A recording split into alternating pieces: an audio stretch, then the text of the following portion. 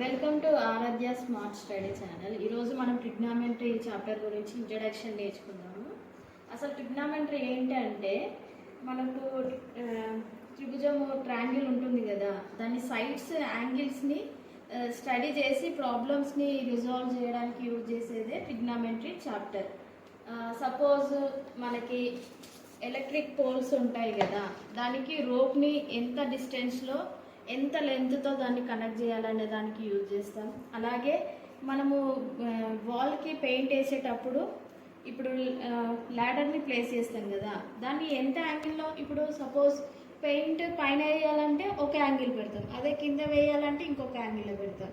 అలాగే స్లైడర్, చిన్నపిల్లలు ఆడుకునే ప్లే స్లైడర్ ఉంటుంది కదా, దానికి ఒక స్లోప్ అనేది వస్తుంది, దానికి ఎంత యాంగిల్లో రోప్ అనేది వెనకాల సపోర్ట్ పెట్టాలనే దానికి కూడా మనకు సపోజ్ ఇంత యాంగిల్ కావాలి, ఇంత లెంత్ కావాలి అని చెప్పేసి మెజర్మెంట్స్ కావాలి. ఇట్లా డే టు డే లైఫ్లో ట్రిగ్నామెంటరీ అనేది మనకి యూజ్ అవుతుంది. ఇప్పుడు ఇది ఈ ఎగ్జాంపుల్స్ అన్నీ చూస్తే మనకి అన్నిట్లలో మన యాంగిల్ ఫామ్ అవుతుంది. అలాగే 3 సైడ్స్ ఫామ్ అవుతున్నాయి. అన్నీ ఏంటిది 90 డిగ్రీస్ రైట్ యాంగిల్లో ఫామ్ అవుతున్నాయి. ఈ ఎగ్జాంపుల్లో కూడా అంటే వాల్ అనేది మనకు ఒక పర్పెండిక్యులర్ టు ఎర్త్ ఉంటుంది. ఈ స్లైడర్ అనేది సమ్ యాంగిల్ తోటి దీనికి టచ్ అయ్యి ఉంటుంది. అలాగే ఇక్కడ కూడా సమ్ యాంగిల్ తోటి ఇక్కడ 90 డిగ్రీస్ వస్తుంది.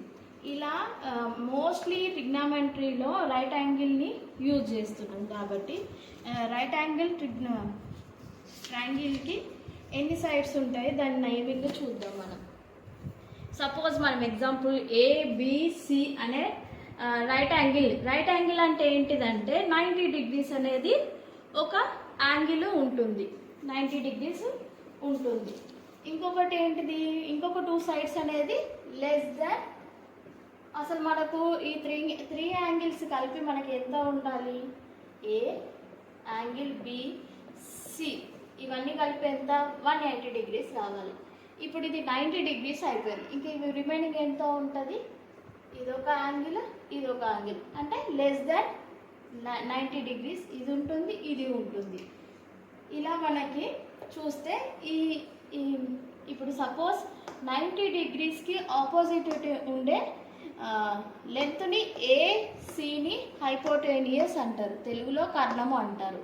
అలాగే యాంగిల్ ఏకి సైడ్కి ఉండేదాన్ని అడ్జసెంట్ యాంగిల్, అడ్జసెంట్ సైడ్ అని అంటారు. ఈ యాంగిల్ని అడ్జసెంట్ యాంగిల్ అంటారు. అలాగే ఏకి ఆపోజిట్ ఉండే సైడ్ని opposite side of the right angle అంటారు. ఇప్పుడు సపోజ్ మనకు ట్రిగ్నామెంటరీలో మెయిన్గా 3 యాంగిల్స్ యూజ్ చేస్తాం. దీని ఏంటిది సైన్ థీటా అంటే ఏంటిదంటే ఆపోజిట్ సైడ్ బై హైపోటేనియస్, అంటే ఆపోజిట్ సైడ్ ఏంటి ఇక్కడ మనకి బీసీ, హైపోటేనియస్ అంటే ఏంటిది ఏసి. అలాగే కాస్ థీటా అంటే adjacent side by hypotenuse, adjacent side ఏంటి ఇక్కడ ఏబి బై హైపోటేనియస్ ఏంటిది ఏసి. tan theta అంటే ఏంటిది opposite side by adjacent side. దీనికి ఆపోజిట్గా ఉండే యాంగిల్స్ని ఏమంటారు అంటే సైన్కి